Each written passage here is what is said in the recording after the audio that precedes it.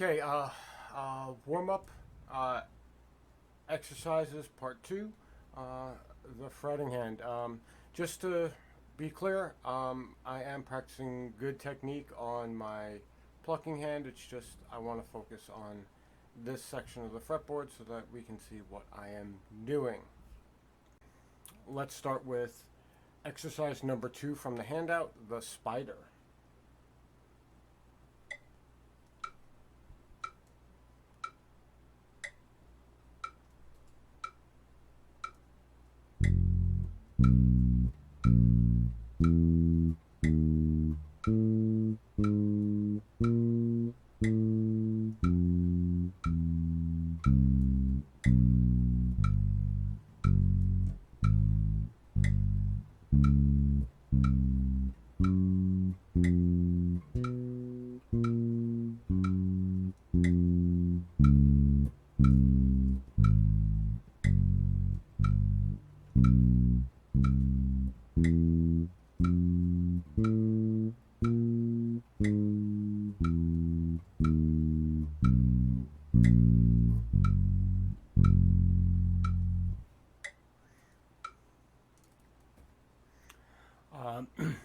Exercise 3A and 3B I do cover in another video for permutation, so I'm just going to do a quick cover of this.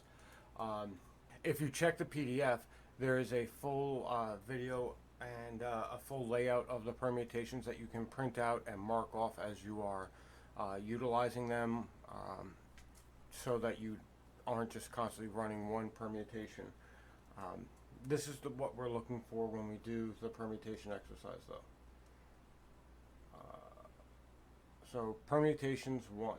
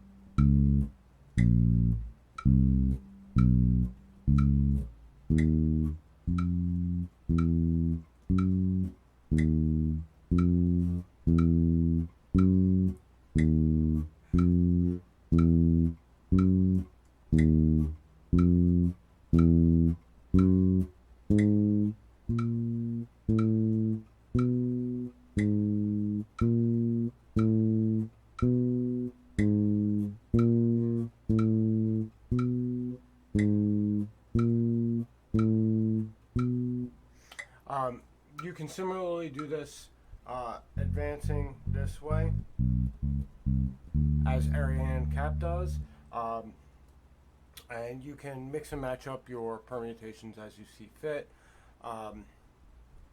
The main idea behind this is just to getting used to that finger per fret fingering. As you advance up the fretboard, that spacing becomes smaller, so it becomes a little easier as you come up there. That's why I exercise it here. This is where my warm-up is, because this is the hardest it will be. Exercise 3B, permutations 2, differs a little bit, and because of that I changed the area that I work it in to this 7 to 9 area, mainly because I'm not only focusing on permutations but also string changes. The scale you use generally determines what your permutation will be, though you can do permutations within an arpeggio. you can either choose to change your permutations based on the arpeggio that you're using to finger, or you can change your permutations within the arpeggio that you're working in. Either one is good. Either one is going to practice the same type of skill. Benefits, pros and cons. I mean, I guess maybe you're working more arpeggios if you change the arpeggio as opposed to just changing your fingering, though it allows you to be more flexible with your arpeggiation if you can do it out of order, and it makes it a little bit more like angular playing. I don't know if you're into like jazz, but there you go. So what we're going to do is we're going to do our basic C major arpeggio, 7, right? It engages one of each finger, 2, 1, 4, 3, or you can do it 2, 1, 2, 3, 4, or you can do it 1, 3, 2, 4. All of these permutations, of course, are things you're going to need to learn, and it gives you a chance to exercise string skipping. You can do 4, 1, 2, 3.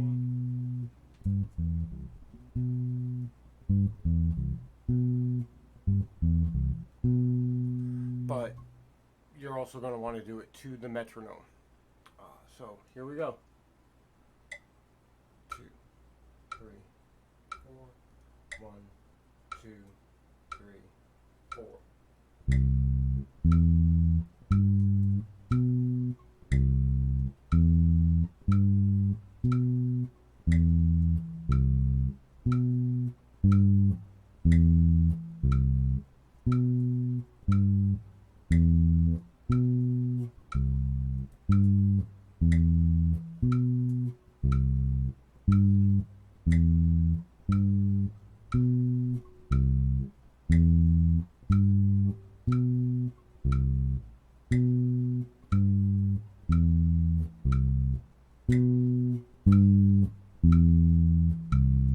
So on and so forth.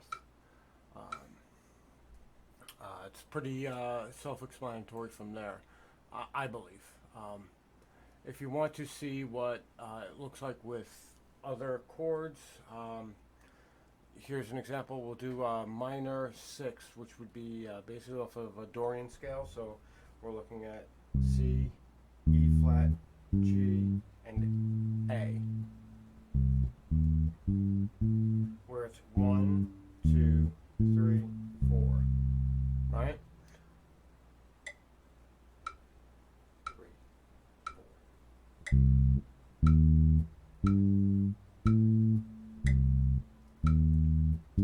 Traditional arpeggiation.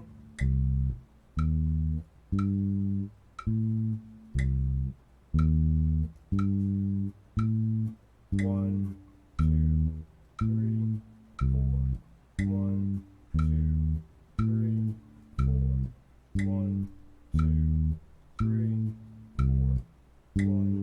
3, 2, 4. 1, 3, 2, 4. See what I'm saying? So yeah, if you do traditional arpeggiation, this is 4, 2, 1, 3. This is 2, 1, 4, 3. Your melodic minor, which would be 1, 4, 3, 2. Your minor flat 2, which would be like a Phrygian scale. That would be 1, 2, 3, 4. 1, 2, 4, 3. Sorry. An augmented sharp 4, which would feature a sharp 4, sharp 5, right? So you start on the 3.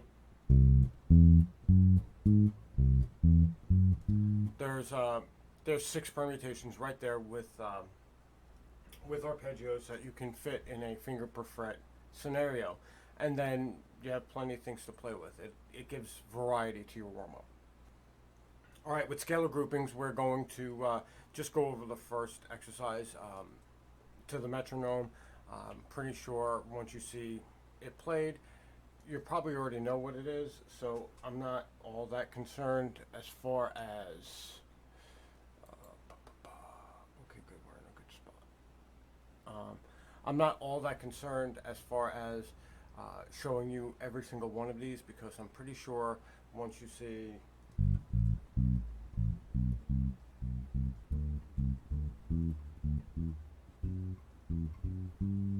that you'll understand where I'm going with this.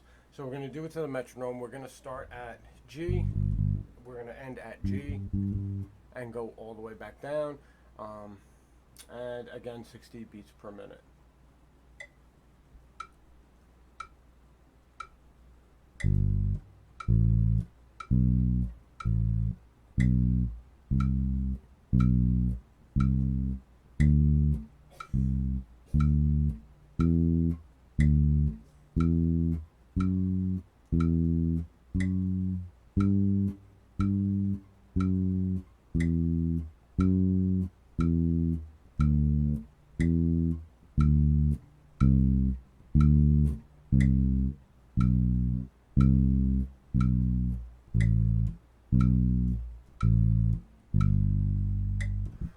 Nice and simple. Again, I'm pretty sure you can figure out doing fours is so on and so forth. Same with doing fives. After that, we have intervals. Intervals is actually another one that I had already done. So I'm only going to really just do one set of intervals. There is an addendum, there's a bonus credit, and that's doing intervals alternating. And we'll go into that a little bit just in a second. So let's do intervals. We're going to do thirds off of the G major.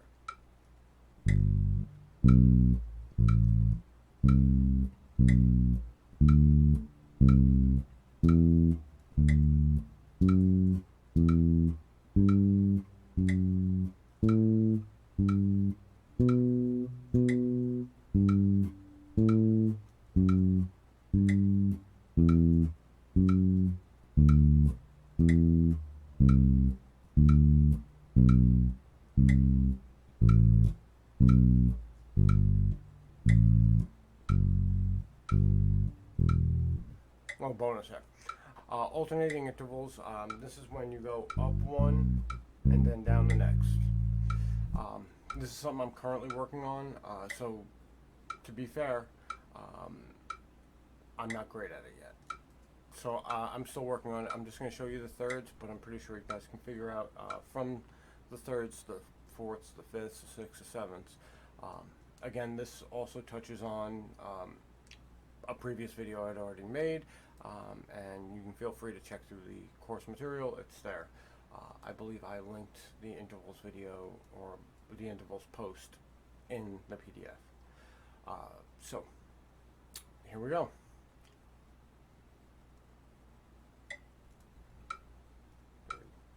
Four.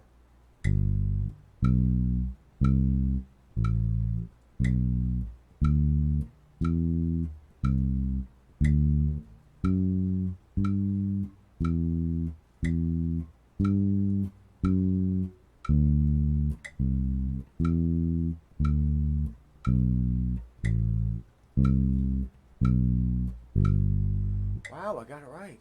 Our next chapter there is arpeggiation. Now, arpeggiation I did handle in like an old video, and I really didn't revisit it because there's not much to revisit. With this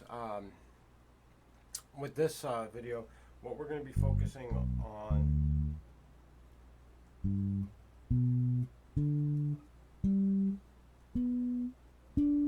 is going up the full fretboard, and I hope I can show this to you guys properly on camera. The example covers the G major. So let's do this with a metronome. Again, everything with a metronome.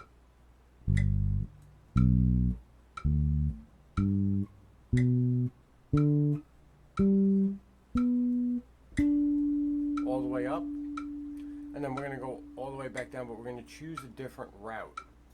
So this is really going to test your knowledge on your fretboard as well as warming up. It'll warm up your brain as well as your hands. So on the way back down.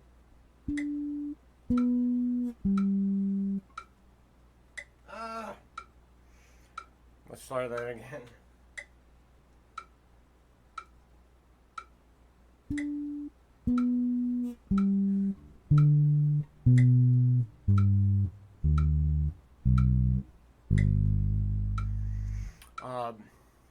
You can do this with that, with sevens.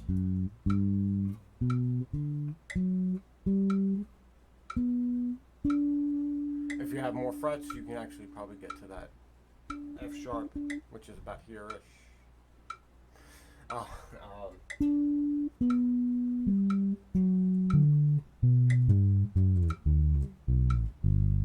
Right? I kind of went away from the metronome there, but I'm really just trying to explain, you know, just doing the pathing. If you choose to go all the way up this way,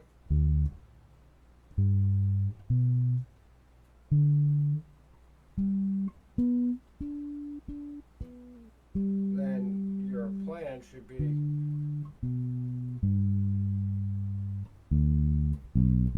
to go down the other way, right? And that's basically so that it forces you to really learn where these triads are, really learn where these arpeggiated notes are all over the fretboard, so that if you're anywhere, you're not really stuck, you know? And that's part of the mental warm-up that you're going to be doing when you do your warm-ups. And then last but not least, I believe we are exercise 5B is other arpeggiation utilizing seventh chords, and I just showed you the major seven, but you know, you can do it with dominants, minors, half diminished, fully diminished, and then we come to metronome practice, where we are going to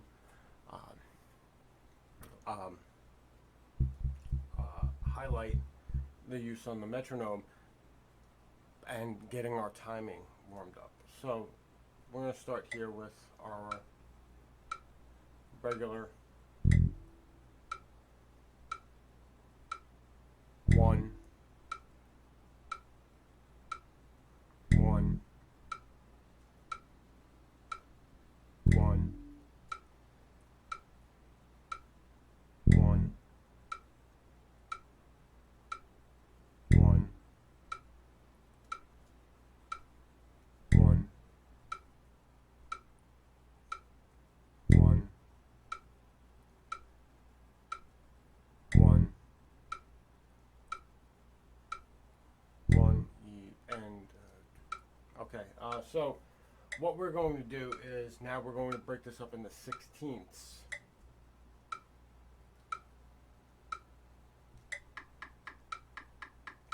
And 4E and 1E and 2E and 3E and 4E and 1E and 2E and 4E and 1E and 2E and 3E and 4E and 1E and 2E and 3E and 4E and 1E and 2E and 3E and 4E and 1E and 2E and 3E and 4E and 2E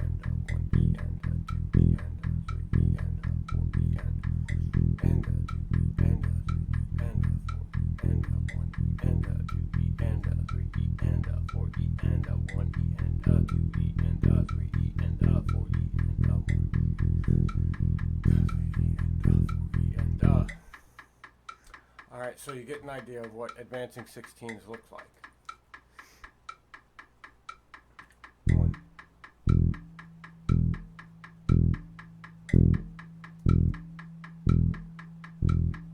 1E, 2E, 3E, 4E, 1E, 2E, 3E, 4E, 1E and 2E and 3E and 4E and 1E and 2E and 3E and 4E and 1E and 2E and 3E and 4E and 1E and 2E and 4E and 1E and 2E and 3E and 4E and 1E and 2E and 3E and 4E and let's go to 103. 103, we're going to be doing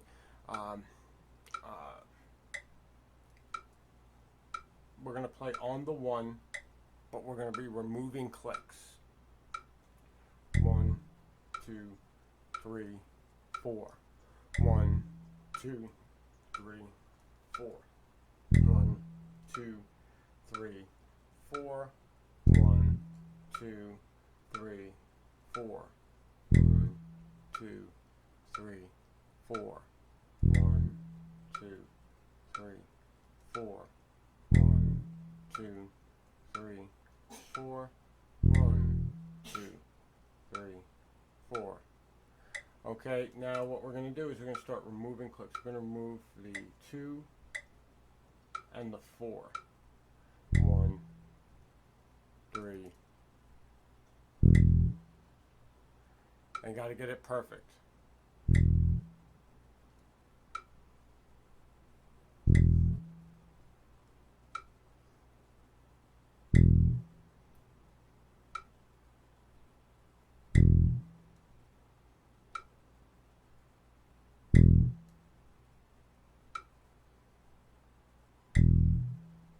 At least 4 times.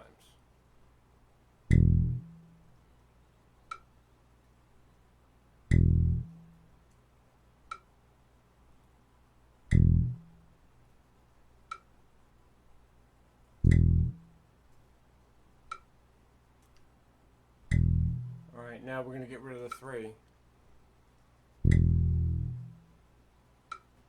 1, 2, 3, 4. 1, 2, 3, 4.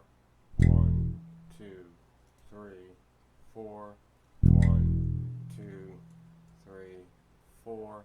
1, 2, 3, 4. 1, 2, 3, 4. 1, 2, 3, 4. 1, 2, 3, 4. 1, 2, 3, 4. 1, 2, 3, 4. 1, 2, 3, 4. 1, 2, 3, 4. Okay, so you understand what we're really trying to do here. What we're trying to do here is enforce the responsibility for the count on each individual member of the band. In this case, the bass. If you're doing this on the guitar, just so that everybody knows where the beat is. Whether you're playing harmonically, rhythmically, it doesn't matter. Being able to identify where the beat is, what beat you're on, and being able to engage your timing without the aid of a drum. That's what we're really trying to warm up with this skill, to have the timing, because if your drums drop out in the middle of a song, you still have to keep time. So that's what this really warms up, the ability to do that. Finally, we have rhythmic displacement. Rhythmic displacement really is just moving your rhythm around a bar. I did a 16th note bar for the example, just as a visual example. Practically, you should probably work on something with 8th notes, and just make it simple. Make it a 3-beat rhythm, like 1 and or 1 and 2 and 3 and 4 and 1 and 2 and 3 and 4. And you want to put notes in there, that's cool.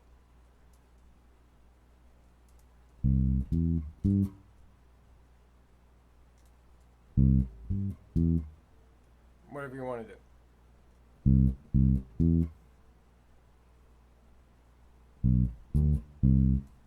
How about that? Yeah, we'll just do that. 7, 2, 1 on a C major. So let's just do that. We'll get our metronome going at 60 beats per minute on half notes. 4 and 1 and 2 and 3 and 4 and 1 and 2 and 3 and 4 and 1 and 2 and 3 and 4 and 1 and 2 and 3 and 4 and 1 and 2 and 3 and 4 and 1 and 2 and